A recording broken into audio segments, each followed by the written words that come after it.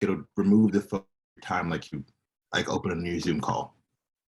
I don't think I'm logged in through Like your the Google account. computer. Yeah, through the computer Yeah. on my phone. Yeah. You got to log into like your account on your computer, and then it'll keep your profile photo on there. Okay, I'll get that situation, Professor. Thank you so much. It's not serious, but it's just to verify you are actually here. That's all. Because people be going off snoozing, driving down the street, using the bathroom, all these crazy things all the time. And then have questions for class that I was covering in class. So here we go. So has everybody who has used Photoshop before? Because Photoshop was always I'm a designer, I know Photoshop. Not the case. But who's used Photoshop before? I have. Yeah, I have, like, in the past when I was a long time ago in high school, and I like played with it a little bit when I downloaded it, but not really. Gotcha. Yeah, same in high school. High school. Retro time. Cool. All right, so Photoshop is for every software Adobe has is designed for a specific purpose. Illustrator, Photoshop, InDesign, Animate, After Effects, Premiere, video editing, digital illustrations, animations, layout, publication design, banners, brochures, things like that. So Photoshop is for photo editing only, but not only, it can do more, but primarily what it does best is photo editing. For example, you can lay out text in Photoshop, you can do a logo in Photoshop, you can, but it's not the best and most efficient software for that, because there are limitations when you get into the real world applications. Much like we said, Photoshop is built on, as you can see, it's built on very small dots of color, versus Illustrator, you zoom in and it's going to be one solid line, which means, again, in Photoshop, you can go up, you can go down easily, but when you scale up too large, it will start to get, for example, Photoshop now, in recent years, the AI computer, AI robot software, it does do a good job at adding pixels. So if you do scale something up beyond its original size, it won't look as pixelated. But when you start to get larger, if you try to stretch something up, for example, the size of a building banner, and it came off the website, it will look pixelated, right? So that's where its limitation is. So it's always best in Photoshop to work larger and then go down, versus working smaller, then trying to go back up with the hope of it not looking pixelated. Make sense? So when you see 72 resolution, 300 resolution, 120 resolution, or DPI, that's referring to this. So if I were to turn on my ruler, view rulers, as you can see here, well, this is in pixels, so let me change this actually. Where is my image? I'm gonna change pixels to inches. So I'm just changing the measurements to inches. For the sake of this, anyway, so when you talk about square per inch, that's referring to how many squares or dots, even though the squares, they're really known industry as dots, but how many of these squares are within 1 inch? So obviously, if it's 300 pixels per inch, then it's going to be a higher resolution than 72 pixels, because that really breaks down to being more color in one area. And obviously, like you'll notice with the poly art, very same concept. When you had multiple, when you did a lot of small triangles in one area, you're able to pick up more color versus having one big triangle. So same concept here. The more dots in an area, the more detail, the more color variation. So the more height, or the more definition is going to be in the image. Make sense? And that's why you get in the 4K resolution, or back before 4K was HD, 4K. the OLED really OLED has to do with actually lights versus actual pixels, but am I making sense? Any questions about that? No? Cool. So like I said, going over, so again, based upon pixels. So when you're working in Photoshop, for example, photography, all photographers know to shoot in RAW or the RAW format, which means the camera itself isn't going to compress the image. So when you take it into Lightroom, taking it into Photoshop, taking it into Bridge, you're going to have more information in that file to work from versus it being a compressed JPEG. That's why when you go online and you see all the images are either going to be PNGs or JPEGs, you'll never see a PSD, well, you'll see a PDF, but you'll never see any other file format outside of a JPEG, a GIF, which is another form of a file, PNG, GIF, or JPEG, right?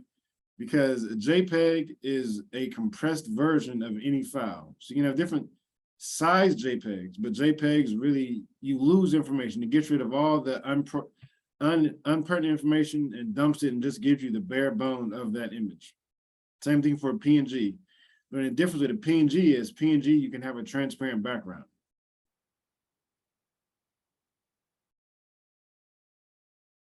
Any questions? Nope, cool. So I'm gonna go over some the main tools in Photoshop primarily.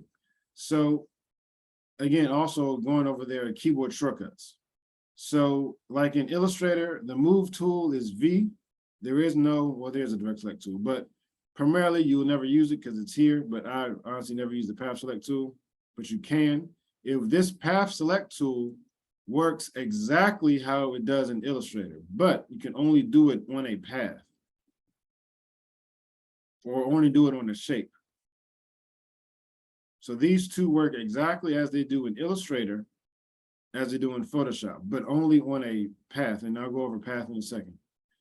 So, but the move tool, the general move tool, when you're trying to move an object on the stage, it's this. It's this. You move the image around, right? You have the marquee tool.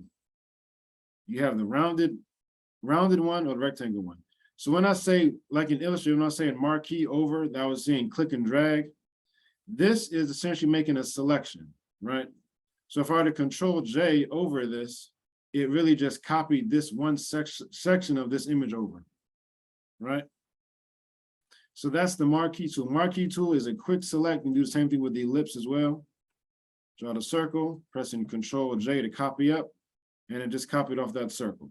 So the ellipse tool is a selection method, or the marquee tool is the selection method. One selection method. There are about 10 different selection methods in Photoshop. So the lasso tool is the same thing, but the lasso tool allows you to select just a section of the image like so. And then you can cut it, move it. So the lasso tool, you get more control over because it's not just, the marquee tool is just a circle or a square. The ellipse tool allows you to do a custom shape based upon whatever you draw, right? You can always add to it like so. The same thing with the polygon tool. But the polygon tool essentially does what the pen tool is. But again, you have to end where you start to make the selection. So within these two tools, you have 4 different selection methods. Now the magic wand tool is the same thing. It's yet another selection method. Now the wand tool really only works best on solid colors. Because what it does is it selects or picks up on the pixels around it that are light colors. So you can see here, the sword is gray, so it's gonna, and we're gonna hold shift, it's gonna keep on selecting the light colors, right? And if I try to select the hair, it's gonna select whatever pixel I click on. So if I were to zoom in on here, and I hit this, it's gonna select all the grays. So as you can see, click here, it's gonna select the light colors. It's not gonna select these lighter colors unless I hold shift and add to that selection, right? It selects the light colors around the pixels, right? So now then you have the quick select tool. Same, similar tool, but for example, it does it on a circular basis. So if I were to click on this, and if I were to move this around, it tries its best to select, for example, I'm moving this circle around the sword. So it's really selecting just the sword because it's sensing that I'm clicking on the gray and it's selecting the similar colors next to it, which is also gray. So it's not going to select the tree because the tree pixels aren't gray, but as you can see here, because of the lightness in the sword, it picked up on the lightness of the sun behind the tree, right? So it selects light colors around. So if I were to go over here and start selecting the green, it's going to jump and start adding the green into it. That's the quick select tool. Same thing with the object select tool. It does the same thing. So I were to deselect, Control D. If I were to do this, it's going to sense, it's going to do its best to sense what object against the background. Okay, you see the background is blurry, right? And the sword is in focus. So it's sensing that maybe it's not the blurry pixels, but it's the sword, which is in full color. But as you can see, if I do it too large, it will select the tree. So this works best, again, these work best for example, if the model or the person is on a solid color backdrop versus this is outside. So it's going to pick up on, outside has a range of colors, so it works best if it's a solid color. For example, if you're doing photos you're trying to post something on like eBay, right? You take a picture of a shoe on the table, it'll be able to pick up the shoe because the shoe is assuming the shoe is not going to be gray like the table or brown like the table is, right? So any questions about these four, or really these 6 tools I went over before I jump over to the next one? Next set. Because there's a lot more. No questions? Ananda, you talking? You're on mute if you want. You're highlighting like you're trying to speak. No? Cool. No, sorry, I was just clicking on the computer. Okay. All right, so moving down the line, I'm going to not do the 3D eyedropper tool. I'm going to skip over that for now. The brush tool. Again, the brush tool is the brush tool. So Photoshop is really meant for photo editing, but if you're a traditional artist, if you are a painter, if you are a digital, if you are a, if you do, I guess not really pencil, but really, I guess primarily if you're a painter. If you're a painter, if you're not doing any of the other painting softwares, Photoshop. A lot of painters going from traditional paint can move over to Photoshop easily because Photoshop, again, Photoshop does 2 things or a few things, but generally speaking, it tries its best to replicate what you do in a darkroom. Has anybody ever taken black and white photography before? Like film photography course? In high school. Yeah, so Photoshop has all the tools you would do in the darkroom physically, digitally. Same if you were a painter. It has all the tools, the amount of brushes Photoshop has is endless. These are the default brushes. You can download and make your own custom brushes. So you can replicate any color, any paint stroke, anything in Photoshop that you would do in a traditional painting. So the brush tool does that as well. So the clone stamp tool. The clone stamp tool is just that. It clones something and it puts it someplace else. So for example, on this image, if I want this tree over here, if I were to hold down Alt key, select here, it's going to start copying over the tree, right? It's going to clone over the tree in a different area. That's the clone stamp tool. If you see many photos where the background's being manipulated, background's being tweaked, it's probably the clone stamp tool is probably being used or utilized. So I'm gonna go over that in more detail. The eraser tool, the eraser, it just erases things. You can skip over that. Not going over the type tool again. Photoshop does have type. So I'm gonna show y'all the difference though. In Photoshop, if you were to type something out, for example, your name, and that's really small. Make it black so you can see it better, make it dramatically larger. Make it say pictures.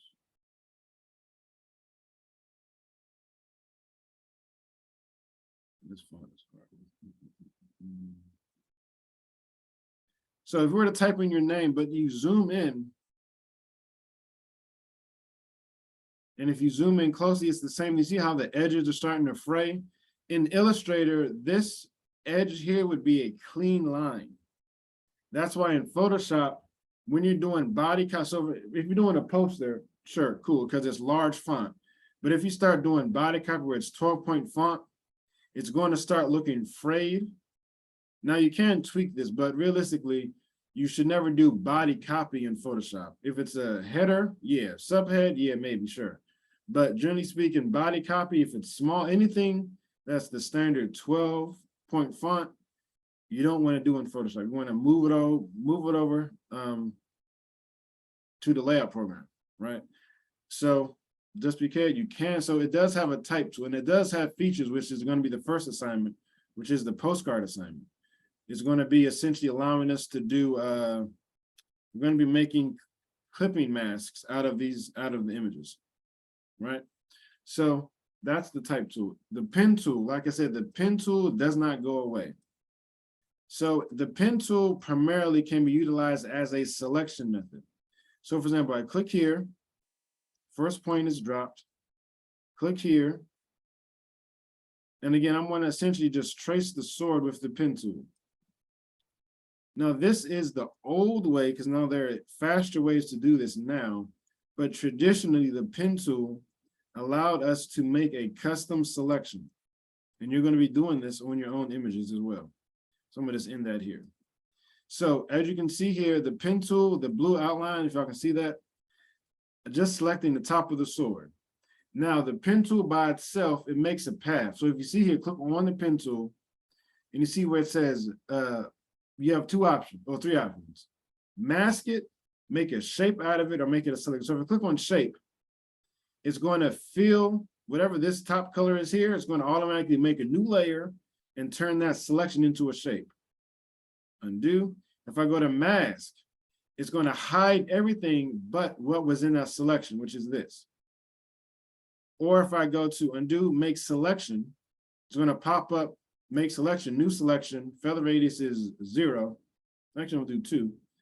Press OK, and now it's selected it. So I can do Control J to copy it up. So now the sword is by itself. So again, yet another selection method, but a bit more options, because you can either make a shape out of it, or you can automatically just mask it from the tool. Make sense? And that's the pen tool. Again, the pen tool doesn't go away. It's in Illustrator, it's in Photoshop, it's in InDesign, it's in Animate. So you can't avoid it if you're doing graphic design or digital art, at least in Adobe. Other programs do have something called similar to the pen tool. It works just like the pen tool does, but it's not called the pen tool because obviously, you know, copyright. So, and the same thing here, the path selection tool. So the path selection tool does this well. So I'm gonna do this, like this. Also the path. So because this is here, I can double click on this and I can say sword.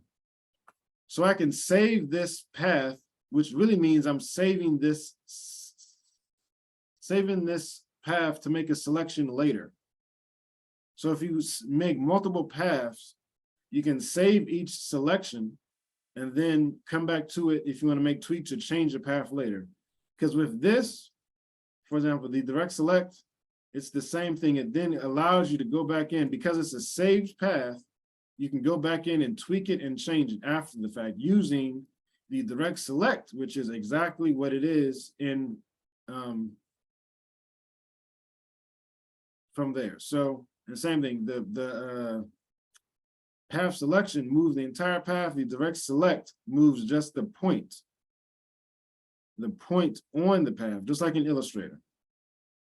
So these tools are pretty much mirror from Illustrator, except for the pen tool, the path tool. Actually, I'm saying it does the same thing, because technically you can make a shape from the path. You know, you're making shapes from the pen tool anyway. So point is, it's there. So if you don't want this to be shown, because you can save it, but you don't want to see it when you're working on your object, you can just unclick it and it'll disappear, right? So the glove tool is the same thing like it was in all of them, in all the Adobe, the hand tool. I never touched this tool. When you press space bar, that's the glove. So I only never actually click on this. I only hit space bar and it pans around the image. This works best if you're working on a specific area and you need to, instead of using the scroll wheels, you can just pan around the actual area itself. Again, that's pretty straightforward. The magnifying glass, zoom tool is a zoom tool. Control plus, control minus, or command plus, command minus, zoom in, zoom out. Right? Now, this, if you click on, I'm assuming everybody may have this this toolbar, this tool, the edit, cancel that. At the bottom, you may have had those 3 dots here with the edit toolbar. Now, this really is all the tools that is not seen. You have the, again, you have artboards now in Photoshop. You have the, for example, the dodge and burn is ripped straight from traditional darkroom, where you click on dodge, and what it does is, again, does everybody know what dodge does? Or is everybody familiar with dodge and burn from your days working in the wet lab? No? Nobody knows? Does Dodge make it like a light color, and so does maybe? I'm not Yeah, sure. dodging does the same thing. It essentially lightens up an area. And the burn does the exact opposite. So again, what it does is it adds, so in traditional darkroom, you know, you have the light that's coming down from the enlarger. What you would do is, if you were to burn something, you would hide, you would, you know, take some paper, you would cut out some paper, you know, and you would essentially expose the paper or the photo paper to light, but it wouldn't be the entire image, it would be just a section of the image. Versus dodging would be opposite. You would hide over, you would cover over the parts you want to be lighter. So it would essentially darken the rest of the image, but lighten, but it would keep your area that's covered the same color. This does reverse. You're essentially adding light to an area for the dodging, and burning, you're making it darker, right? So that's dodge and burn. Let's undo all of that. So any questions about that? Nope. So now, when I say these two, this color switcher here, this is your swatch. It's in the same, just like in Illustrator, but the only difference is you have strokes, but strokes work differently in Photoshop. This is the foreground and background, which means you can always have 2 colors at your disposal. So for example, if I'm using a brush tool, I can paint black. It's not really black, but I can paint black. If I hit X, it toggles to white and I can paint white. So you can always have 2 colors at your disposal by this tool here, and you can reset it by hitting this default. Or you can double click on it, you can choose a different color, double click on the white, choose a different color. And then for the brush, same thing, toggle X, brush another color. Make sense? So when I say that, that's what I mean. When I say set the default, you click on here. And when I say toggle the colors, I mean, you can really click on this, or you can just hit the letter X. X toggles the colors. Let me go back. So now let me jump over to this right quick, which is what it's called history. Now, Photoshop, really they all do, but Photoshop has a limited number of times you can go back. This is a history of everything I've done. Every time I click the mouse, it records something. So click here, it's going to add that to the brush tool. If I want to go back to my original image, I can simply click here and it goes back to it was right when I opened it. This, you know, is just going through the history of what I've done. And as you can see, I've done a lot more clicking than this, but it doesn't save everything, right? So just be conscious if you can't, you know, hopefully you realize you made the mistake before you go back too far, but you can only go back so far. Is there a way to adjust how far I can go back? No, yes and no. It really depends on your RAM. The more Okay. RAM you have, the longer the list can be. And you can also adjust the allocation of RAM that Photoshop has, but then, that means Photoshop is Right. more. But you don't really need to do that, because what it does is, say for example, if I do something here, say if I wanted to save, let me see. So say if I wanted to, I'm gonna jump ahead right quick. Actually, I'm gonna do this. So I'm gonna jump back. So the Q, the quick select tool. Now, again, pay attention to what color this is, because as long as this is set to black, and you can see here, this button is selected and the layer itself is red, versus Q, it's off. So when this layer is active, the layer is going to be a hue of red. So when I paint on here, it looks like I'm painting her red, but I'm really not. What it is it's masking, doing a quick mask. And obviously I maybe want to turn the hardness to 0. So also the brush has 0% to 100% hardness. 0% gives you this faded edge versus 100% gives you a hard line. So obviously you want to work best when you have a hard line, but I'm gonna not do this fully. I'm gonna just do a quick little thing. So if I were to do the sloppy, but if I were to hit Q, now what was red is now the selection. So again, this is a quick mask, is really just another selection method. So when I press Control J, copies up the layer. As you can see, I had 0% hardness at the bottom and I went 100% at the top. So it's feathered. That's the difference. 100%, 0% hardness is feathered, 100% is solid hard line. So you can always, do 50%, whatever works best for the situation that you're in. But that's a quick mask tool. But now jumping back to the history. Now, as you can see here, this is the history of what I just did. If I were to click on this camera icon, create a snapshot. And click here, I'm gonna call this quick mask cutout. So if I were to jump back to here, it jumps back to when I first opened the file. But if I click here, it jumps back to where to what I was doing. So I saved the history. So that means if you're working on something, you're at a point where you like it, you're good, but you want to keep working, or you want to try something different. You can make a snapshot of what you did and go back to the beginning and try something different, or you can work from this point. Because if I were to do, brush tool and paint, black here, it's now in the history. If I did that too much and don't like it, I could go back, but if I made a mistake, if I went too far and it was gone in history, I can quickly jump back to before where it was just it's by itself, right? Make sense? So snapshot essentially saves your history where you are as is. No matter how long it is, it'll save that point in history for you, so you can always jump back to it. Make sense? Any questions? So for example, I'm going to show you actions. So for example, I made custom actions to where, actually this,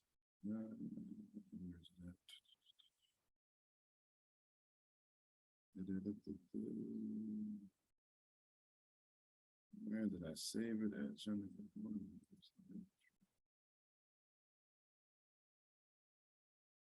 Hey, you call being organized, but yet you don't know what you did. Worship. Is that? It's worship. It's not either. It's the bird.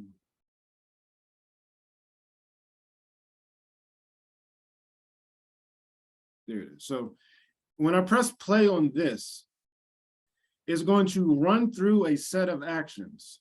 But what I did is, this is one of the last ones we're going to cover in Photoshop, but I'm just showing you what it does. So right now, I recorded myself going through all these filters, right? So right now, the program is running all of these filters, or running this through all, so it's going through each step and is rendering each of these filters for me.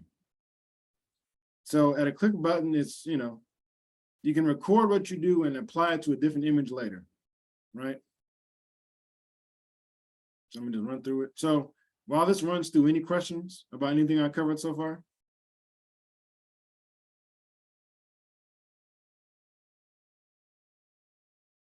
No questions? Carlos, Diana, Stephanie, Ananda, Deborah, Antonio? No, y'all good? Yeah, I'm good. Okay. All right, so, but in the history, what I did is I saved it in the history so that all I have to do is click through each of these history save states and it shows me what each of these look like. And I can choose which one I like, or I can go back to the base one, which is the original image. So this is why save states are important. It did all of these different actions. Instead of me having to do one by one and see each one, I can, at a click of a button, I can jump through and cycle through which one I would like to apply, or just jump back and not do anything at all. So that's the power of the history save states. It saves a point in history, because what this does is, runs through all of these actions here. So that's why save states help. So now, the next selection method is something that's new, not new, newish rather. Under select, you have subject. What it does is it reads the image and it selects the subject or the person or object in the image. So it's picking up, as you can see here, it picked up just her, but it also picked up some in the tree also, but it didn't pick up the sword. So again, this works best when it's, generally speaking, if I blur the background more, it'll work better because it'll just pick up on what's in focus, right? So it reads the image and it tries its best to make the selection, right? Now, if it's multiple people, it'll select multiple people. But if you're trying to pick one person out, this is faster, but it may not be the best selection method, but it does help in a quick pinch. Make sense? So I'm gonna Control D. Also, keyboard shortcut, Command D or Command or Control D is deselect. Command A or Control A is select all. So if you don't want a selection, you don't like it, you want to get rid of it, just press Control D. You don't have to press Command Z undo. Just press Control D to deselect everything. Right? So, any questions?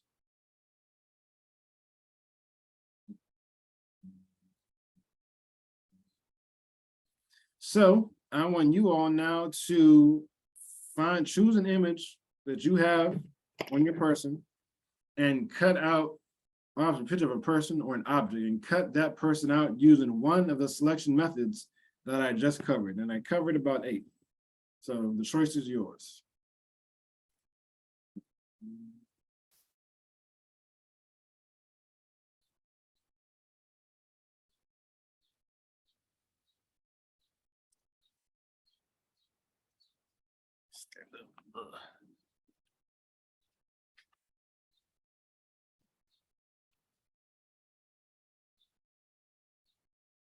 And if you have any questions about a particular one, you can share your screen and I can help you through it, but take the next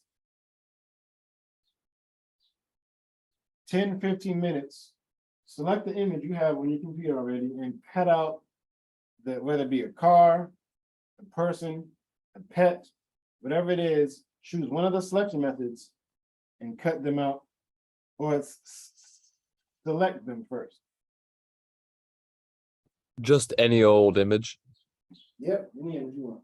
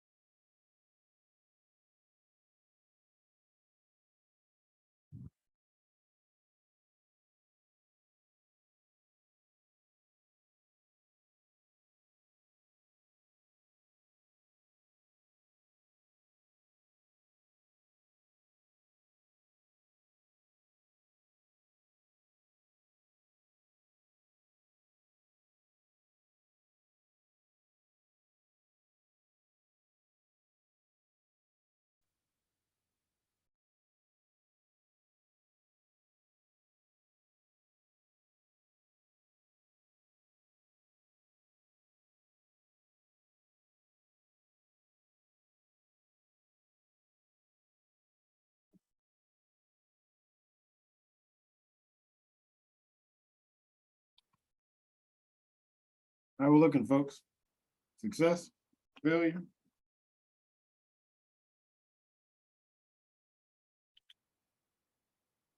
Oh, yeah, I'm done.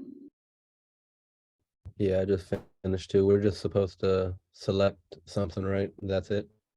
Yeah, then press Control J or Command J to copy it up to the next layer. All right, yeah, I did that. Cool.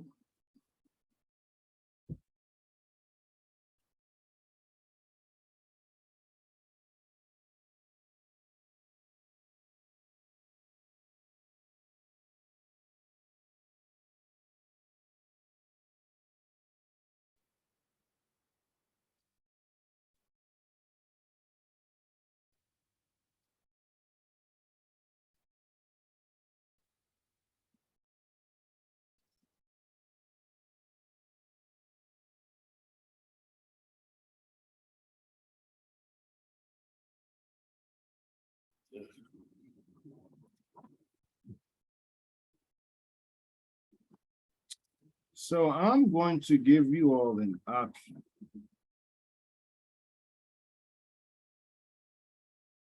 If I can find it. Now, granted, you will have both of these to do regardless, but it's just a matter of which one do you want to sink your teeth into first?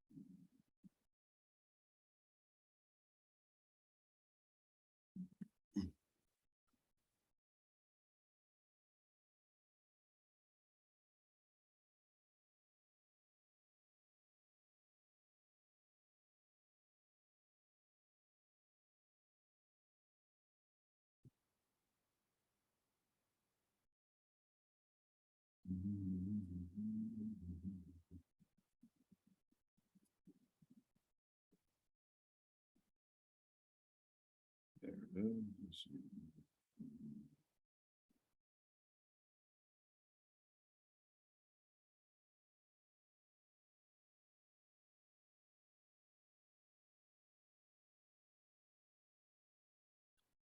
All right, so y'all.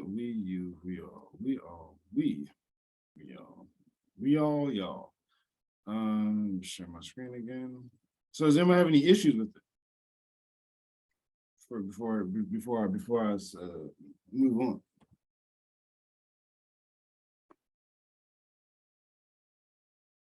No? Cool. So we got two options. Post up again. You don't see my screen? Yeah. Yeah. So we got this postcard assignment or the movie poster swap assignment. Which one do y'all want to tackle first? Movie poster. Movie poster. Yeah, I agree. Movie poster. Wow, that seems easier or harder? Or more interesting, I should say. More interesting. Seems funner. More interesting. I'm a Marvel fan, so Same. that stuck out to me. I guess I should stop doing the postcard, eh? Good grief. Good to know. All right, cool. So you've all seen, if you haven't seen the movie, you've at least seen the poster, yes? Yes. I'm assuming no one's ever seen Shredder Crossing. So, this assignment is designed to help you all, you know, has anybody ever been to a museum before, a gallery? I mean, you see somebody set up in the gallery painting the picture, painting exactly what's on the wall? Or you've seen it in the movies, maybe, TV shows? Have y'all witnessed that before? I have, yeah. I've done it too. Yeah, so since you've done it, what's the tips? Why? Just to figure out how the artist did what they did and like what little tips and tricks create those effects. Exactly. So this is exactly that, but for digitally, but replicating a movie poster. Because if you've seen one movie poster, you've seen them all. They all, all posters have a, quote unquote design, the stance between, the main character between a woman's legs where she's standing up, the main character with his or her back facing the scene. You have a giant eye in the sky. You have a die cut, you have and each theme or each style is based upon, whether it's like romantic comedy, whether it's an action adventure, whether it's a documentary, whether it's a romance, so these styles are indicative. So you look at the movie posters, generally speaking, and you look at them all at once from a particular genre, you can start to notice a trend/style appear. So you're tasked with one, choosing a poster. So for example, the poster you choose, in this case, is going to be Fatal Crossing. So the poster I chose was Fatal Crossing. The movie poster I'm making is Avengers Infinity War. Right? So I'm replicating the Fatal Crossing style, but using everything from, or using scenes or using assets from the Avengers movie. Make sense? So all you're tasked with doing is choosing a poster that you want to replicate, choosing a movie poster you want to make, and replicating that poster to the best of your ability.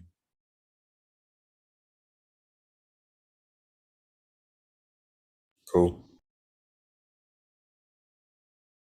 So that being said, obviously you can't make the same movie poster, just like you can't make the same animal. So what movie poster, and also the movie poster you're making. So you're making, for example, making Infinity War. You cannot choose a 3D or animated film. It has to be a live action film. Now, the poster you're replicating can be from an animated movie, but the poster you're making has to be live action people. Obviously, CG is involved, but not Minions, not The Incredibles. You can use a poster as a reference, but you can't remake those posters. Make sense? Because obviously most all action movies have CG in it now, but a fully 3D rendered movie or a 2D animation or a TV show, no. Only movie posters. So, what movie do you choose? Say now, and forever hold your peace. We have to choose on the spot. On the spot, let's go. Life is about choices. Do you want the fries or do you want the salad? I put mine in chat. I put Fast and Furious. Which one though? F30? I guess 6 because Shaw and Hobbs? I'll do Fast and Furious 6. The Godfather 2. Godfather 2. Yeah. I'll do Jaws, Which one? 1, 2, 3, or 4? the original. The OG. Classic.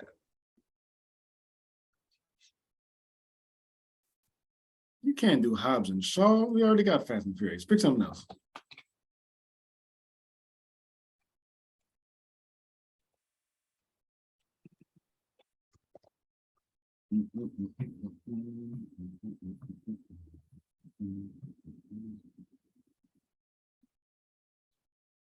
So we picked two movies, correct? Yep, essentially. Okay. Ooh, The Harder They Fall. That was Wait, good. we have to do 2 movies? Well, the poster you're copying, yeah, but that one doesn't matter necessarily. Oh, so we're copying the original like poster that's made for the movie? No, so you see my example here? Yeah. Yeah, so you're copying. So I made Infinity Wars, but I copied Fatal Crossing. Okay, cool. Thank you. Yeah, I want to copy Jaws. So when I copy Jaws. Yeah. Could be So- funny. Can I do Harry Potter Sure. first movie? Mhm. Tight.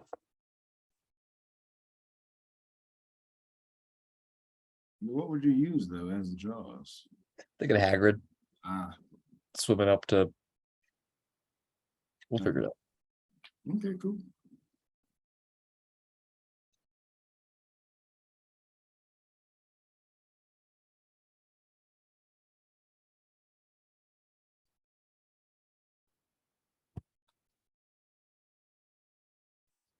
Shadows always so short.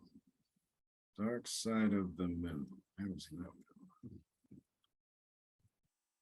So we got Transformers, Fast 6, Central Intelligence, How Do They Fall in Endgame?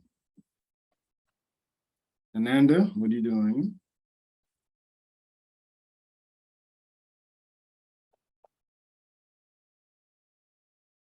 Leah, Stephanie. Which one though? Spider-Man. 1, 2, 3. 1, 2. 1, 2, 3. Which Spider-Man? Don't forget the new Marvel ones as well. Which Spider-Man though? Which Tom Holland or the Tobey Maguire Spider-Man? Gotta be specific. Tom Holland. Ah, yes, good old Tommy boy.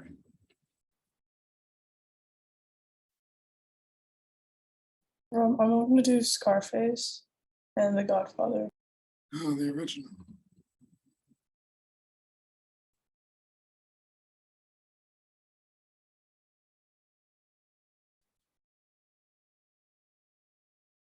The Godfather. So you make it, so you're copying the Godfather poster? Yes. Wait, so I thought we were doing 2. No, so again, with this example here, you're choosing 2 movies.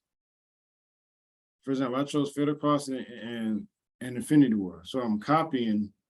So for example, if say you do Scarface, then you would have to make the Scarface poster look like the Godfather poster or vice versa. Okay, cool. I'm trying to think of the Godfather's poster though. Isn't that just him sitting at the table?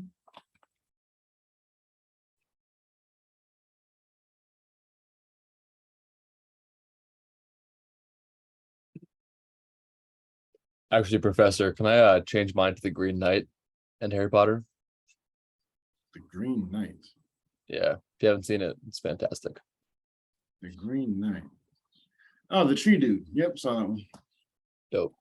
That was a slow drag. You thought? I mean, That one, it was a slow burn, Okay. you know? Much like The Last Duel, slow burn. Oh yeah. Yeah.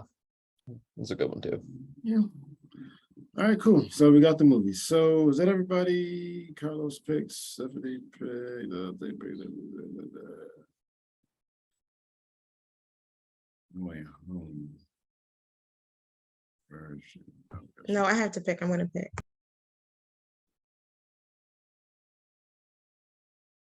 Fucking Mrs. McGumpy, 11 people. Oh, wow, we're missing 6 people in our class. That's crazy. Thanks. Am I giving too much summer leeway? Or do we have to start meeting every day next week?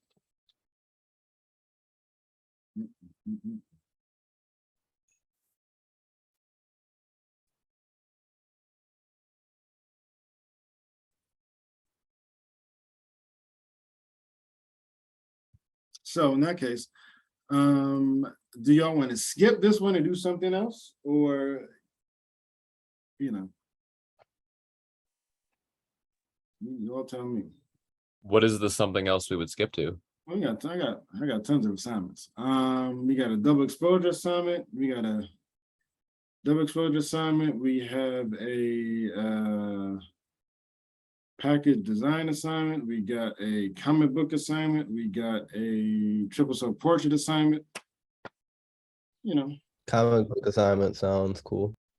well, we're doing that one regardless, but that one's once we get into InDesign, because you're using all 3 programs for that assignment. God damn. But you can start it now, technically. You should start, you know. I'll go over it on Thursday. What was the double exposure assignment you mentioned? Yeah, just taking 2 portraits of somebody or yourself and creating a double exposure. Mm-hmm. Familiar with double exposures?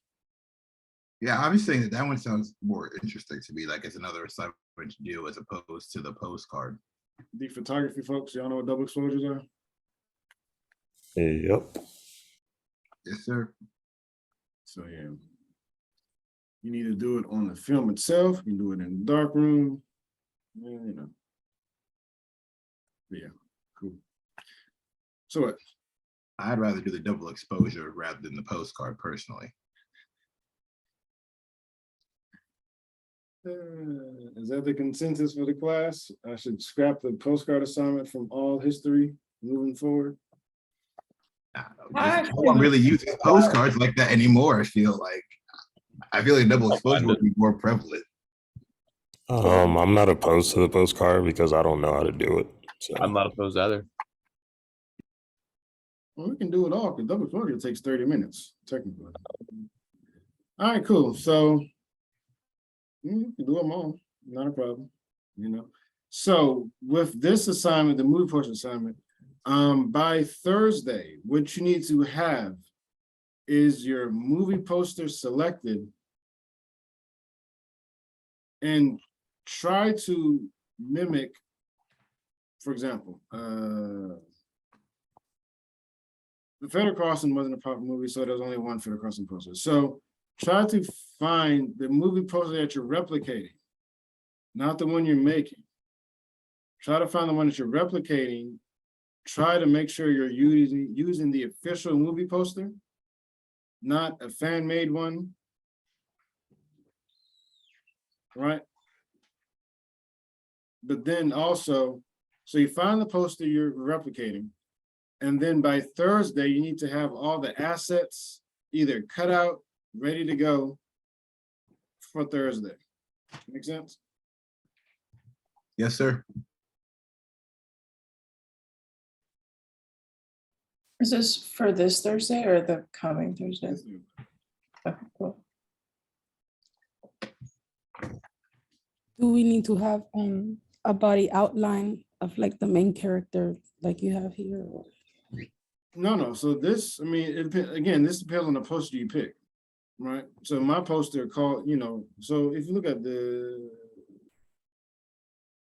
let me turn off all this.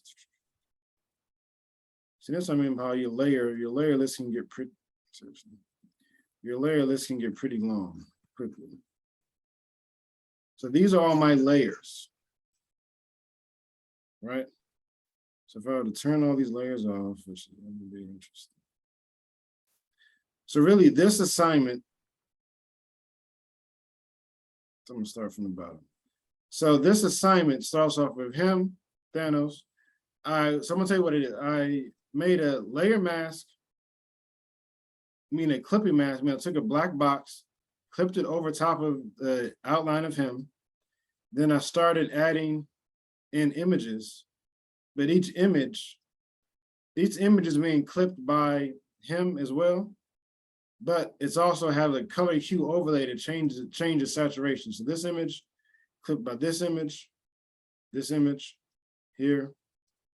So as you can see, I went over as the background, and then I started doing outlines on the boxes and then filling them in, but then also doing color overlays.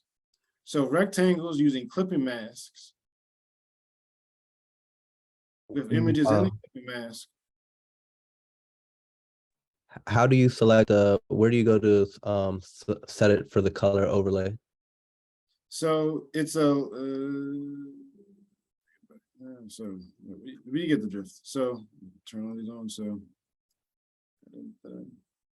So yeah, makes sense. So color overlay. So for example, we zoom into. So the vision one here, which is here. This is it. So this vision one here is this image, and so this rectangle is within his, and then the vision is being clipped within the rectangle. Now the color overlay, when I double, so in Photoshop, you have 4 areas you can click on a layer. You have the eye, which hides it. You have the window, which is the smart, smart object thumbnail. You have the text of the layer, and then you have the layer itself. So you double click on the layer, it brings up the layer panel here, and then you can choose effects, some list here, stroke, all that stuff. I added color overlay, which is color overlay. I chose purple, and then so instead of doing normal, which is this, I did an overlay, and then pressed OK. So each of these has a layer effect of overlay on them within the layer itself.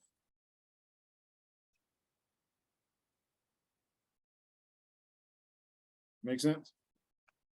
And the black and white ones have an overlay on them too, or is that a Yeah, different so the effect? black and white ones have something different. So it's called, so they don't have they do have an overlay on them. Yeah. So there's a cover, but it's a blue tint at 50% versus being 100%. But they have a tint, a hue on them. So you click on here, under properties, it shifts. So you can change the hue. So this is the image here. I changed the hue to be and I decreased the saturation. Because obviously if it's oversaturated versus zero saturation, black and white, right? So I tweaked the hue of the color, like so. So this is what's called a layer. So you click, y'all see at the bottom of the layer panel here? You have this, then you have this here off this little half circle. You have vibrant, so let me jump back to this image real quick. So let me jump back to this image. Y'all see this image here? So if I were to do a vibrance, I can boost up the vibrance on this image, which looks horrible, but nonetheless, it's an option there. Delete mask. Delete that. So if I were to change the hue and saturation of it, again, same thing, it changes the hue of the image. But what it also does is it also gives you a layer mask. So with a mask, if I were to paint black on this white area here, it'll hide it. It masks away, right? So that now the hue and saturation is only applied to wherever the white is in this window. So if I were to mask away, you know, paint this entire area here black, you know, it'll mask away so that the mask or the hue will only apply to essentially the background, right? You know, you can desaturate it, things like that. So this is how most photo filters, you know, when you make the person, you know, full color backgrounds grayed out. This is one way to do it. There's many ways to do that simple technique, but this is one way of doing it. So each layer, now you can, so you always clip this to this layer so it only impacts this one layer. So you have all these different options here. Photo filter, again, what it does is it tries to mimic what you would do in the wet lab. So photo filter, you can throw a photo filter either in camera while you're shooting, or you can throw a color filter on the enlarger itself in the wet lab. So it mimics that color balance, curves, levels. So for example, the curves, and you can adjust the curves. Ooh, that's bright. You know, you have all these different options, or you can always just jump to auto, which I don't recommend, but you can. You know, you can adjust the levels of the image, so on and so forth. You can go back and adjust the brightness. You can, blow it out if you want to in that sense. So again, all these exist just on the layer panel, right? But if you were to go to Lightroom or go to Bridge, you would do all this before you even get to Photoshop, which is a whole nother thing. But for now, in Photoshop, you have options for the layers. So now if I were to jump over here, double click on the layer itself to put up the layer options, effects, you can do color overlay, gradient, inner glow, outer glow, all these options here to show the default list like this. So options there as well. So now each person's poster is going to require something different. That's why I'm saying just make sure you have everything cut out.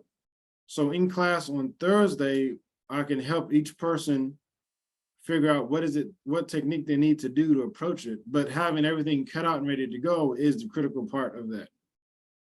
Because a JAWS poster is dramatically different from an in-game poster, right? A lot more going on, a lot more effects, features. So each person is going to be different. Any question?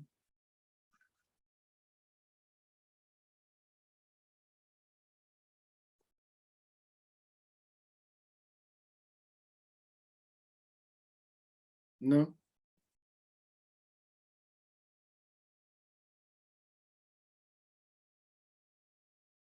Cool.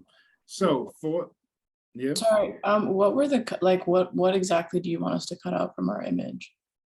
So that's going to depend on the poster you're replicating. So you would. Oh, okay, cool. No, yeah, I thought it was about something else. Sorry. Okay.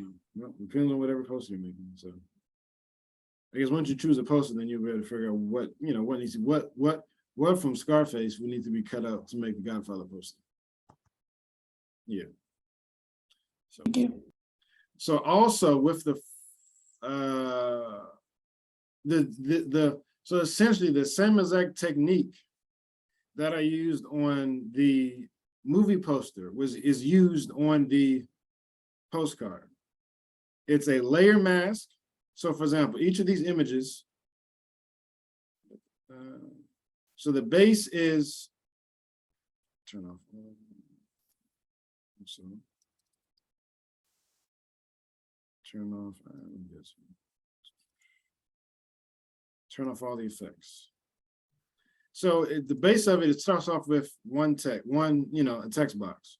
And then I add a house, add another picture, and another picture, and another picture, and another picture, another picture, done. And now, as you can see, if you see the window here, how it's blacked out, each picture has a layer mask on it. So instead of it being a hard line between here, I just simply erase the hard line so that the images flow into each other. Obviously not perfectly, but they flow better than it would be just having a straight line going through. Done. And then now on the text itself, I added a stroke. I added an inner shadow, and added a drop shadow to get that effect. And then I added simple welcome to text and added a background and blurred it. Now in Photoshop, jump back to here real quick. Photoshop has a lot of filters. Now, filters are to be used very sparingly and with purpose. You never wanted to slap on a filter on any work of art you have and call it done. That's what's called lazy art. Because all you're doing is slapping on a pre-made filter that somebody else made versus using that filter to your advantage to tweak a specific area or part, or overlaying multiple filters to make something versus just slapping on filter. Because you can quickly go to filter gallery and you can slap on one of these filters, but anybody can do that. So it's not really even that impressive. It's not even, anybody can click a button, right? Anybody can do a cutout. This isn't going to really say anything about your style because it's no style here. You're just replicating somebody else's, like this is, it was cool back in the 90s, not anymore.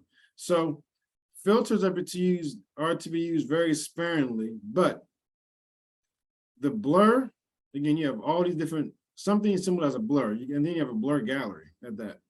So on the postcard assignment, I just simply did a Gaussian blur to slightly blur the background of the image to get that effect. Now, Photoshop does have what's called the neutral filters. These filters, as a photographer and digital editor, saves you a lot of time. You know, the makeup thing, you know, where you got to smooth somebody's face. This does this at a click of a button. You know, it reads the image, it smooths over the face. You can choose the amount. You can, you know, change the person's expression easily, right? And it may look kind of funny sometimes, but you know, you can change somebody's face expression. You can move their eyes around. You can, you know, tweak anything you want on them, but just simply changing, you know, this. You can also change their age, hair thickness. So the program, it's gotten a lot better. This has only been around for about a year or two, like that, you know. It looks creepy, but what it is it, you know, read the image. It has a list of teeth somewhere in the program. Open the lips, added some teeth, you know. Very subtly, it could work. And if she was facing straight, it probably would look better, but since she's at an angle. So point is, these are available to you, but again, use sparingly. If you had a black and white image, you can automate, you know, doing this, adding image, adding color to a black and white image, you know, used to take hours, especially if you ever tried to do it by hand in wet lab versus, you know, but now technology, the computer reads the image, detects if it's a white, black, Hispanic, Asian person, you know, it knows these things because it reads thousands of millions of images at this point. So based on facial structure, nose width, it reads, it tells what it can attempt to figure out what race it is, and then add the appropriate color. Now this tool does work very well, actually. So again, stylize texture. We can depth of blur. I can mix the landscape. I can turn this forest into a what do you call it? Into a snow-covered lake at times. So again, very powerful filters, but use them sparingly. Make sense?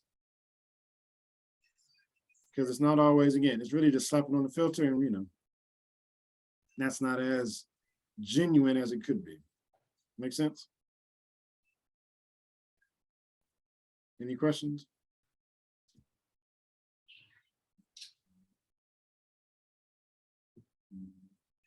No question, no concerns? Even transfer color. No other questions? Cool. So that being said, yes,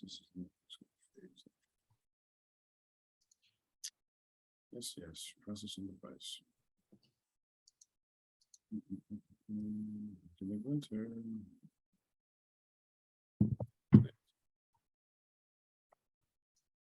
This is gonna work. Probably not.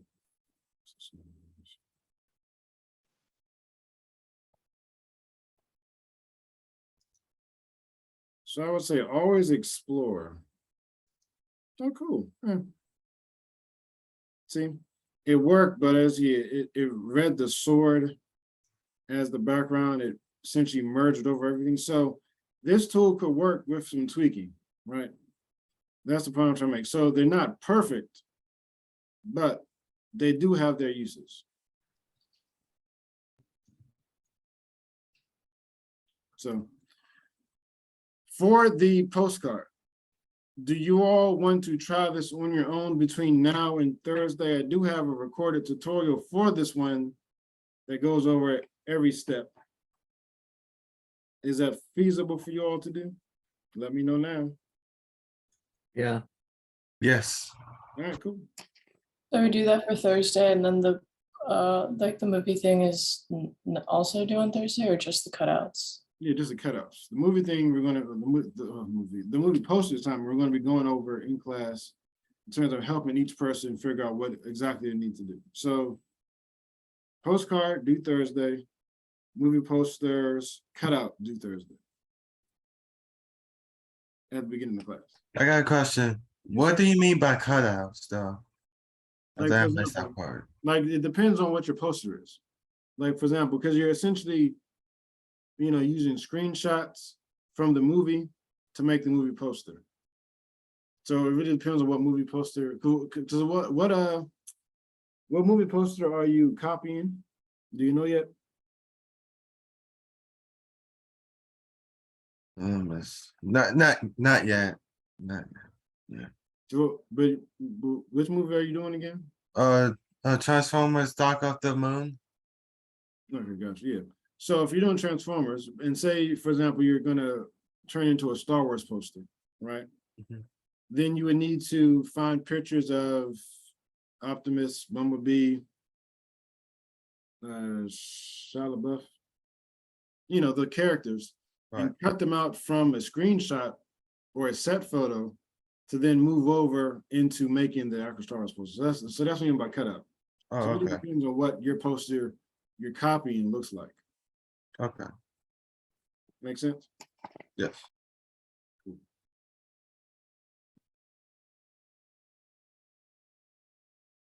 So any other questions, any other concerns?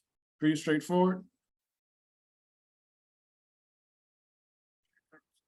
So what is due on Thursday? The postcard assignment, and then the cutout of the movie poster assets Okay, for in-class use. I'll have this all posted. okay. And the video will be posted as well, right? Mm-hmm. Okay. Also, I got up and I tried to download the Photoshop. For some reason, I was not able to. I can't even find it on the Adobe. I don't know, and I did it in the search engine. On the Creative Cloud? Hmm? Are you using the Creative Cloud app? I'm using the Adobe app that I downloaded. Yeah. And it says a list of software? See, that was there when I first downloaded the Illustrator, but it's not, I don't see it no more. The Creative Cloud software, the app, the installer, you don't see it anymore? Okay, hold on. Okay, now I see. I guess I just pressed the Adobe the Acrobat DC. I think that's what I pressed instead. Yeah, that's the PDF reader. Okay, this repeated. So hold on. Should say And Creative then- Cloud. Little cloud icon. Okay, now I see the Photoshop. Okay, install. Photoshop, not Photoshop Express, Photoshop. Yeah, okay, yeah, it's downloaded now. Okay, thank you. Mhm. I have no other questions, folks. I guess I will see you all in the future. And the homework, the one wall, can we turn in by the end of today? Sure, chop chop. Okay. Can I share my screen with my one wall? Because I know you said I'm doing it 3D and I kind of saw what you were talking about. Like I went back. Okay. Hold on, let me clear my screen now.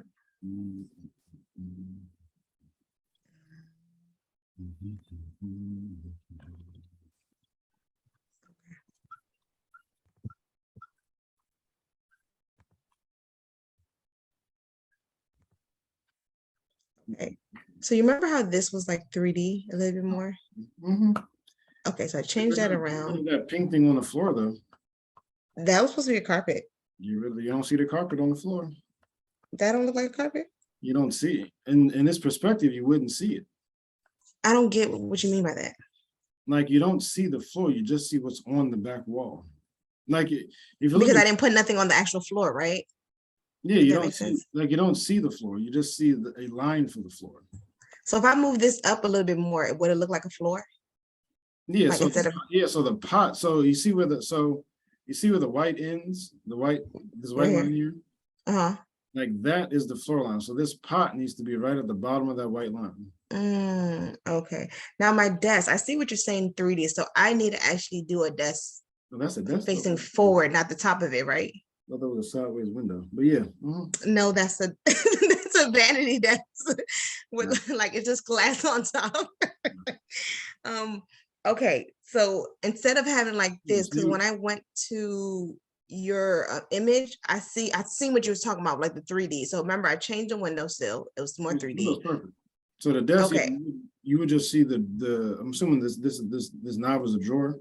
So you wouldn't see. It's like the handle, yeah, if you lift it Yeah, up. so you wouldn't see the glass top. You will see the front of it, correct? That's the front, yep. Okay, now I see what I'm doing wrong. Okay, that makes sense. Okay, thank you. Mhm. That was good though. Thank you. I'm trying. Thank you. So see you all Thursday. Okay, thank you, Professor. All right. See you, everybody. Thank you. Bye, class. Thanks. you, Professor. Said I'm here for questions. If you need help, I'm available. Don't be strangers. Mhm.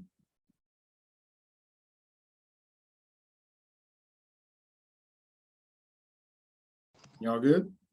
Professor? Mm-hmm. Yeah, so sorry, I missed the first part of class because I was having trouble. But so for the movie cutout, do we just like take any screenshot? Can it be anything? Yeah, so I mean, so it depends on, so what movie you're gonna do? I'm not sure yet, but I was thinking about like doing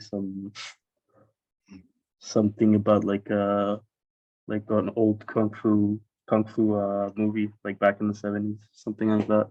That's fine. So then, yeah, so then you make that, but then you also have to find the movie poster you're gonna copy and then replicate it. So Oh, all right, okay. I see. yeah. All right, thank you. See you on Welcome. Thursday. All right, see you. Have a good one. Theo, you good?